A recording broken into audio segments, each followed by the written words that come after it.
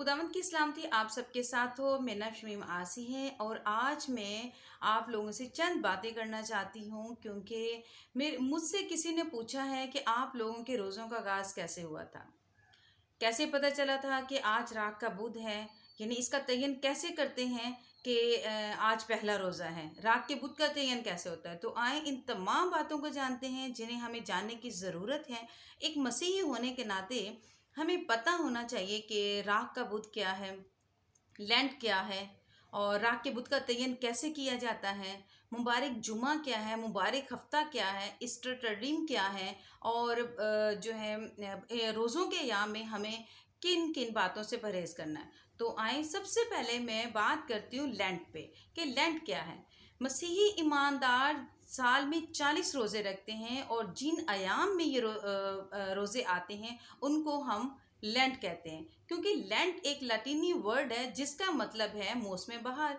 क्योंकि ये दुरानिया मौसम बहार में आता है इसलिए हम इनको लेंट कहते हैं।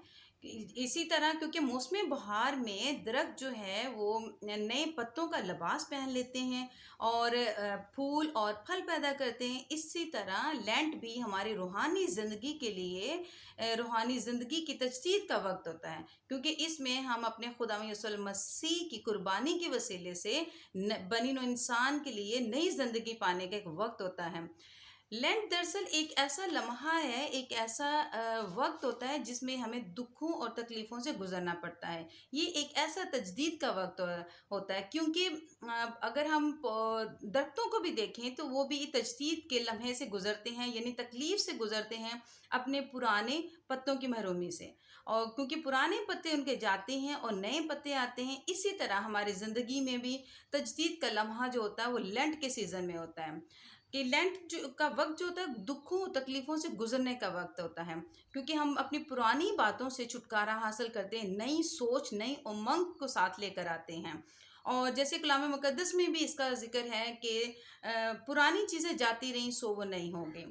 लेंट का दुरानिया दरअसल 40 दिनों पर मुश्तमिल होता है। इस दुरानिया में 6 इतवार आते हैं, लेकिन इन इतवार में मसीही लोग रोज़ा नहीं रखते, क्योंकि ये इतवार का दिन हमारे खुदा यीशु मसीह मेरे आका, मेरी ज़िंदगी, मेरा मालिक, ज़िंदगी का चश्मा, उसके जी उठने का दिन होता है। इसलिए इस दिन रोज़ा नहीं रखा जाता, क्योंकि ये दिन फ़तहमंदी का दिन होता है और ये दिन जो है बहुत मुक़द्दस दिन करार दिया गया है।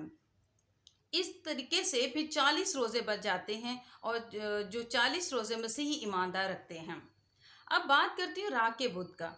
राग के बुध यानी कि लेंट का जो आगाज़ है वो राग के बुध से ही होता है और इख्तिताम जो है ईस्टर वाले इतवार से कबल यानी कि हफ्ते की शाम को इसका हो जाता है। अक्सर पूछा जाता है कि क्या ये जो राख आप अपने माथों पे लगाते हैं, क्या ये आम राख है या कोई भी राख हो सकती है? नहीं, ये एक ख़ास राख होती है और इसको एक ख़ास तरीके से तैयार किया जाता है। तो आए इनको भी जानते हैं, क्योंकि मेरे अज़ीज़ों राख का बुत जो है वो कदीम कलीसियाओं से दस्तूर राइज था कि जो गुज़श्ता साल की यानी कि ईस्टर आता है और उसकी जो खजूरें थी पाक इतवार की जो खजूरें होती हैं पाक संडे की, उनको जमा किया जाता था और उनको इकट्ठा करके जलाया जाता था और उसकी राख बनाई जाती थी कि आने वाले ईस्टर पे इसकी राख का इस्तेमाल किया जाता था।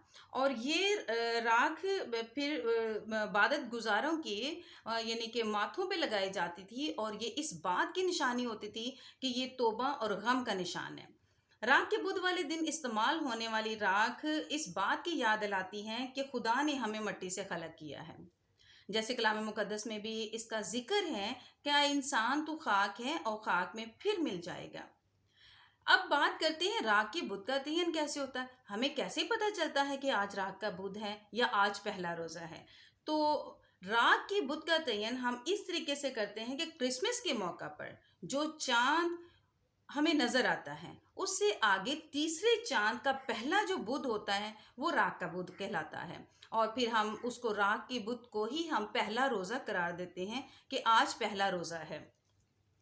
اکثر مبارک جمعے کے متعلق بھی بات کرتے ہیں، لیکن مبارک جمعہ جو ہے ایک خاص قسم کا جمعہ ہے، کیونکہ اس دوران یہ جو مبارک جمعہ ہے ہمارا خدا یسوع المسیح کی زمینی خدمت کا آخری دن ہے۔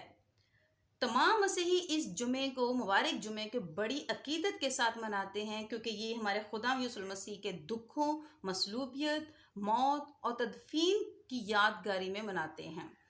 اس روز کلیسیوں میں مسیح خداوند یسوع المسیح کے 7 صلیبی کلمات بھی پڑھے جاتے ہیں، اور یہ عبادت کم سے کم 3 گھنٹوں پر مشتمل ہوتی ہے۔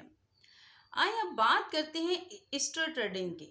اس کا مطلب ہے 3 دن، یعنی کہ جمعرات، جمعہ، ہفتہ، اور جن میں خدا یسوع المسیح نے دکھ اٹھائے اور مر گیا اور جس دن جی اٹھا، اس لیے تمام مسیح یہ مقدس 3 دن بڑی عقیدت کے ساتھ مناتے ہیں، اور جو آخری جمعرات سے بڑے تقدس کے ساتھ منائے جاتے ہیں، کیونکہ اس وقت ہمارے خدا یسوع المسیح نے اپنے شاگردوں کے ساتھ آخری کھانا کھایا تھا، کیونکہ یہ فسح کا دن کہلایا ہے۔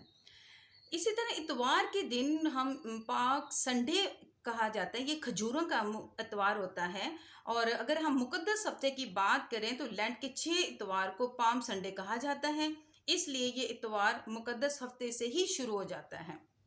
مقدس ہفتے میں آنے والے بدھ کو سپائی سنڈے بھی کہتے ہیں، جس کا مطلب ہے جاسوسی کا بدھ، یعنی کہ اس بدھ والے دن یہودا اسکریوتی نے خدا یسوع المسیح کو پکڑوانے کا سودا کر لیا تھا، جسے مقدس جمعرات کو مونڈی تھرسڈے بھی کہا جاتا ہے۔ یہ وہ پورا مقدس ہفتہ ہے جو منایا جاتا ہے۔ مقدس ہفتے کے آخری شام کو خدا یسوع المسیح نے اپنے شاگردوں کے ساتھ کھانا کھایا تھا، اور تمام لوگ تھرسڈے سے لے کے، جمعرات سے لے کے اور ہفتے تک، یہ دن جمعرات، جمعہ اور ہفتہ، یہ 3 دن بہت عقیدت، انکساری اور فروتنی کے ساتھ مناتے ہیں۔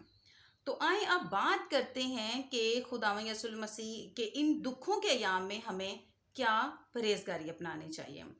لینٹ کے عرصے میں ایماندار سال میں جب 40 روزے رکھتے ہیں تو یہ روزے ہمارے مغرب سے صرف ایک وقت سیر ہو کے کھانا کھانے کا وقت ہوتا ہے، اور لینٹ کے ایام میں راہ کے بدھ کا دن اور جمعے کا دن گوشت خوری نہیں کرنی چاہیے، یعنی ہمیں گوشت جو جمعہ اور بدھ والے دن گوشت کھانا منع ہے۔